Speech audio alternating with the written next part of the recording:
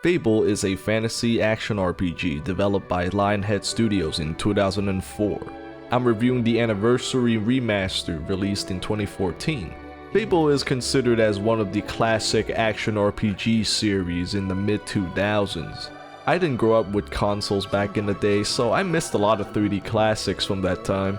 I grew up with the Game Boy Advance, so all the RPG experience I had was with Pokemon, Mega Man Battle Network, and Summer Night Swordcraft Story. It wasn't until 2006 or 7 when I got my own PC that I started to find and played older 3D games. Back then, Fable wasn't even on my playlist. I was busy with GTA San Andreas, Counter-Strike Source, and playing some Flash games on funnygames.biz/adult. When I found out about Fable, they weren't making them anymore because apparently the third one blew ass cheeks. A new reboot has been announced and it seems to be coming soon, so what's a better time to look at the original games than now, starting with the first one. Fable Anniversary is a colorful game, maybe a bit too colorful. It has a really saturated look that burned my eyeballs, but I got used to it after a while. The menus are just ass to interact with. They're locked at like 30 FPS and clicking on items feels really laggy, at least using the mouse. It feels like jacking off with molasses. Some animations are also locked at a lower frame rate, like the straw guys in the tutorial and while opening chests. Man, I expected these issues to be in the original version, not the remaster. Out of curiosity, I played a bit of the original to compare, and things went more differently than you might think. It looks way less saturated, which I like, and it's more foggy looking, which created a dreamlike aesthetic that fits the fairy tale theme of this game. The menus are way more laggy here than in Anniversary, so at least that's fixed to an extent. Weirdly enough, the chest animation is more smooth here than in Anniversary. What the hell did they do over there? There are some improvements in the Anniversary version and some downgrades too. I don't know what to think anymore. I guess I would still stick with the Anniversary version for one reason. The audio is not fucked up.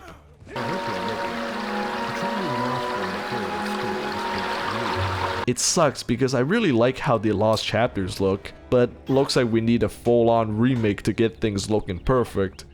Gameplay wise, Fable is simple.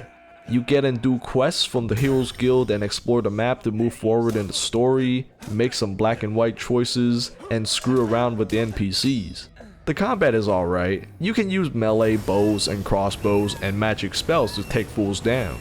I played as a warrior as always. You have a normal attack, flourish attack to knock people down, a block, and a dodge. To win, just keep whacking your sword until the enemy blocks, then use the flourish to knock them down to repeat the process. Not gonna lie, it does become monotonous, but seeing how the hero's appearance changed throughout the game did keep my balls on the seat. As you level up your skills, your body will change and age. I went from a normal looking guy to a hot-blooded hunk of muscle getting all the pussy and nipples. The mouse control though is fucking horrible. It's got that emulated analog stick feel like in the first version of Dark Souls or in Resident Evil Revelations 2. It feels imprecise and I don't like it. Again, for some damn reason the mouse feels better in the lost chapters. What kind of remaster is this? Making good and bad moral choices is a big part of the game. Sometimes there are side quests at the guild that requires you to do good or bad objectives. Same with quests found in towns. These choices aren't really deep, it's very black and white. I don't think they're that interesting, but they do encourage you to do a second playthrough. But some choices in the main story doesn't feel that important. A bit more than halfway through the game, you can choose to kill Whisper, your friend, I guess you can call her. First of all, she's a bitch and I don't like her. Second, I made the choice to spare her, but she never appears in the story after that point, and for some reason, her brother still hates me even though I didn't kill her. It feels like the choices are more independent from the rest of the story rather than not. There are some life sim elements as well. You can buy a house that you can live in or rent out and get married to a lot of NPCs in towns. It's just a little fun thing to have. Marrying doesn't really give you any advantages, it's just there's someone living with you now. I would have liked it more if there were some daily life sim mechanics like in Artificial Girl 3 where you can hold your partner's hand, drag them around town, go to the park and fuck. Money was never an issue for me, so renting out your houses is just extra income. I think the concept of Fable is more enticing than its execution. Being in a world where your choices can change your fate, where your relationships with the NPCs actually matter, and being able to watch your character evolve and age is the wet dream of RPG lovers. Fable is simple, pure, and a bit jank. It's one of the first games to have all these elements in one place, so it was innovative, but by today's standards, it's kinda just aight. The story begins with the hero as a boy living in the town of Oakvale.